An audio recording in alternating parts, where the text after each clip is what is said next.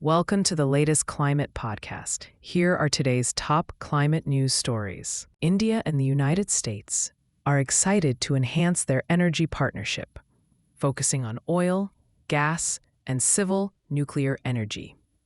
At the Indo-American Chamber of Commerce's Energy Summit, U.S. Embassy Principal Commercial Officer Xiaobing Feng emphasized the shared energy goals of both nations, which are vital for economic growth and innovation.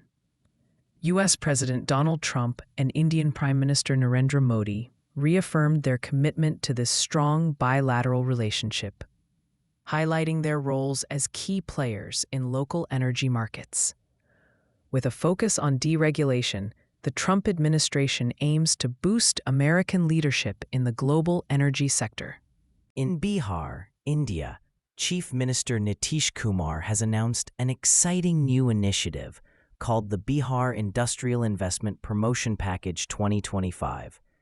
This policy aims to attract investors by offering free land and interest subvention of up to 40 crore rupees, boosting industrial growth and creating approximately 1 crore jobs over the next 5 years. Investors can receive up to 10 acres of free land for significant investments and will benefit from various financial incentives, including tax reimbursements and support for skill development and renewable energy.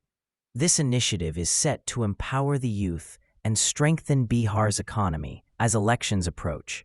In Pakistan, Federal Minister for Climate Change Dr. Musadik and Karachi Mayor Murtaza Wahab are actively working to improve the city's environmental challenges.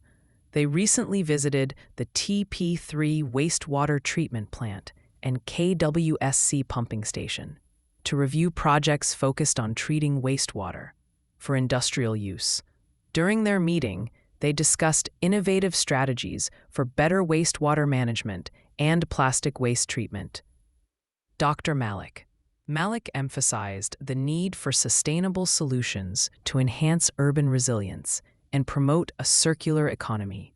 He also assured support for Karachi's environmental sustainability through coordinated efforts with the Ministry of Maritime Affairs. India is making strides in green technology, with Prime Minister Narendra Modi launching Maruti Suzuki's first electric vehicle, the e-Vitara, in Hansalpur, Gujarat. This innovative car, designed for global markets, will be exported to over 100 countries, including Japan. Additionally, a new lithium-ion battery manufacturing facility was inaugurated, enhancing production for electric and hybrid vehicles. Suzuki also announced a significant investment of 70,000 crore in India over the next 5 to 6 years to boost production and introduce new models. This marks an exciting chapter for India as it aims to become a leader in sustainable mobility. India is taking a significant step towards renewable energy, with NTPC REL opening bidding for a 300-megawatt solar project in Rajasthan. This exciting initiative will be located near the NTPC Anta natural gas-fired power station in Baran district. The successful bidder will handle land acquisition and oversee the design, engineering, and installation of the solar project, including the necessary power evacuation system. Additionally, they will maintain the solar plant for 3 years after it starts operating. The bidding process will close on August 30th, marking a positive move towards sustainable energy in the country. South Korea is making exciting strides in U.S. investments, pledging $150 billion at a recent summit with U.S. President Donald Trump and South Korean President Lee Jae-myung. This investment will enhance sectors like artificial intelligence, biotechnology, and nuclear power. Notably, Hyundai Motor Group plans to increase its U.S. investment to $26 billion. Additionally, South Korea is collaborating with U.S. partners on shipbuilding and nuclear energy projects, including agreements for liquefied natural gas imports. A non-binding deal for a $350 billion fund aims to support strategic industries, showcasing a strong commitment to innovation and cooperation between the two nations. India is making exciting strides in renewable energy, targeting 500 gigawatts by 2030. To tackle challenges like solar and wind variability, the country is focusing on lithium-ion batteries and energy storage systems, which are crucial for stabilizing energy supply. With the demand for energy storage expected to reach 160 gigawatt-hours by 2030, India is set to enhance its role in the global market. Supportive policies and private investments in large-scale battery factories are driving innovation. By effectively integrating storage solutions, India can ensure its renewable energy ambitions are both reliable and economically viable, paving the way for a cleaner future. In the United States, investments in renewable energy projects dropped significantly this year due to changes in government policies. According to a report from Bloomberg NEF, investments decreased by $20.5 billion, or 36%, in the first half of the year compared to the previous 6 months. Wind and solar energy commitments also fell by 18% during this time. The decline is attributed to shifts in White House policies and uncertainty surrounding tariffs imposed by President Donald Trump. This situation highlights the challenges facing the renewable energy sector in the U.S. as it navigates changing political landscapes. India faces challenges as U.S. tariffs on its goods are set to double, potentially impacting private capital investment and the performance-linked incentive schemes. The tariffs could slow down growth in capital-intensive sectors like advanced chemistry batteries and solar modules, which have seen fewer approvals compared to lower investment sectors like food and automobiles. However, experts believe that India can mitigate these impacts through tax reforms and business improvements. With a growing domestic economy and less reliance on exports compared to other countries, India remains positioned to seize new global opportunities and sustain its growth momentum. Sweden is currently hosting the 35th World Water Week in Stockholm, emphasizing the vital connection between water management and climate change under the theme Water for Climate Action. This event highlights the importance of safe drinking water for socioeconomic development and healthy ecosystems. Landlocked developing countries like Bhutan, Rwanda, and Saudi Arabia are showcasing their successes in improving water access, providing inspiration for others. Additionally, UN Water is working to address financing gaps in water and sanitation services, aiming to create innovative funding solutions to ensure universal access. This initiative is crucial for enhancing well-being and tackling poverty globally. Neil Pandya, a marketing expert, is transforming the industry with his innovative company, Climate AI, which focuses on climate responsibility.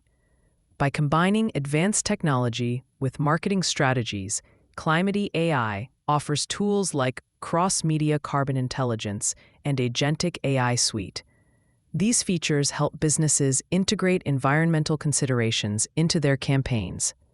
The platform is launching across regions, including Asia-Pacific, the Gulf Cooperation Council, Europe, the United Kingdom, and North America, aiming to become the go-to resource for chief marketing officers. This exciting development promotes sustainable growth while addressing climate change, paving the way for a greener future in marketing. Esyasoft Technologies Private Limited has proudly launched a learning and development capability center in Mangaluru, India, aimed at fostering clean energy talent.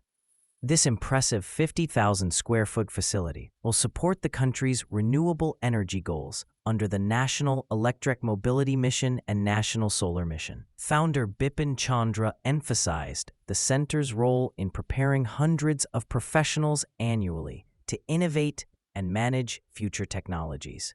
By blending classroom learning with practical experience in areas like artificial intelligence, smart grids, and climate technology, Esyasoft is committed to ensuring that India's workforce is ready for the challenges of tomorrow in the clean energy sector.